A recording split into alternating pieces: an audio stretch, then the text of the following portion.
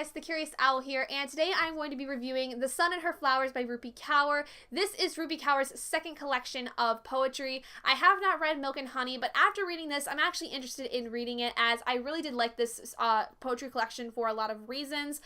This was a book that I decided to pick up for the BookTube-a-thon round for the summer because I was picking it for the challenge of reading a book that involves something that you would like to do. And as you guys may know, if you keep up with my writing vlogs or, any of my reading vlogs, as I do tend to talk about them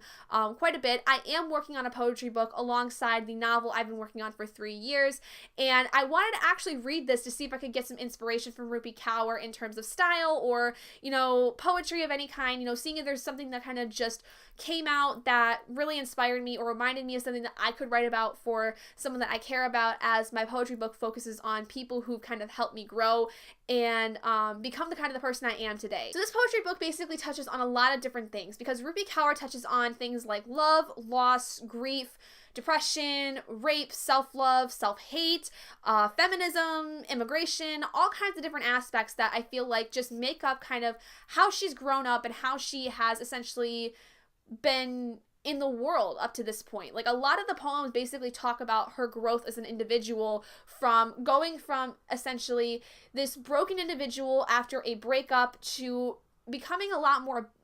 stable and basically just feeling more like herself post breakup. It seems like it takes several years or months even for her to go through all of it, but it was really interesting to see because towards the end of it, there were more poems that weren't necessarily about the relationship aspect, but about different things about her life that were interesting that she still had to deal with alongside of all of the pain and frustration that came from this breakup. Now, I will say the poems were really, really good. I mean, I liked them. For my personal taste, they're very simple and plain language. It's nothing super flowery, and actually a lot of them are very heartbreaking to read, especially the ones that talk about self-hate and going through the stages of depression when it comes to especially losing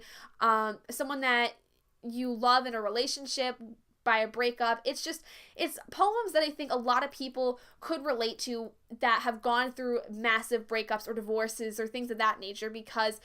it just hits you so hard to where you're like, I understand the pain that she went through. I didn't expect to feel really anything for these poems because, sometimes poetry just doesn't, jive with me in some ways, but I feel like Rupi Kaur really touched my heart in a lot of these poems, and the ones that I thought weren't necessarily sad, but actually really a little bit more upbeat, were still really inspiring because, there's a lot that also talks about self-love, and it kind of put a reminder in my head to,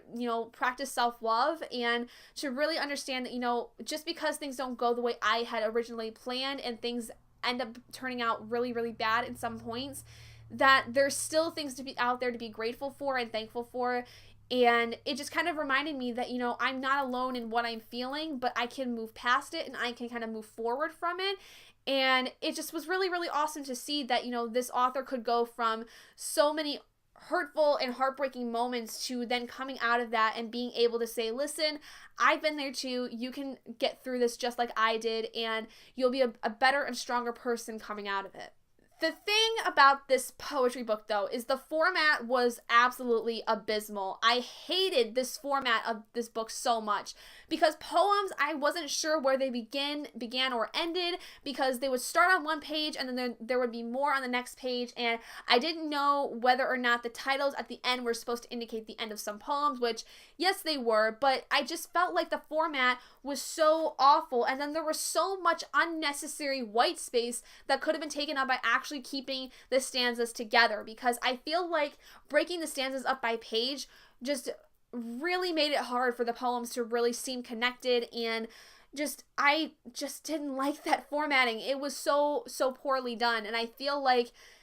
it just didn't make sense for what this could have been. I mean, that's really the only critique I have for it, and the only thing I can really say about this, because I feel like poetry is a lot harder to critique than fiction is, because poetry is a lot of times emotional vomiting, and it's not meaning in a bad way, but it's more emotional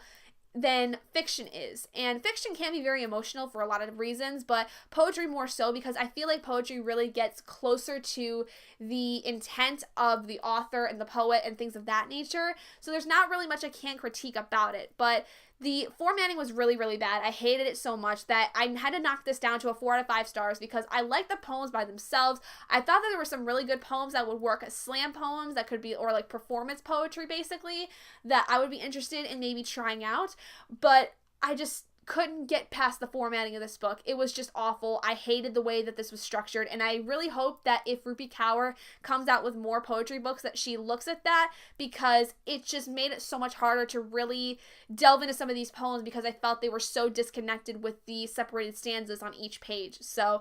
anyway, those are my very short thoughts on The Sun and Her Flowers by Rupi Kaur. Overall, not too bad. I really liked it. I'm interested in reading Milk and Honey, the first book that she has, because I really liked her style and I really like her voice, and that's all I gotta really say. So thank you guys so much for joining me in this review. If you guys did enjoy it, please do give it a big thumbs up, and if you're not already and you'd like to be, hit the button down below and subscribe to become an owlet in our flock, and I will see all of you guys in my next video.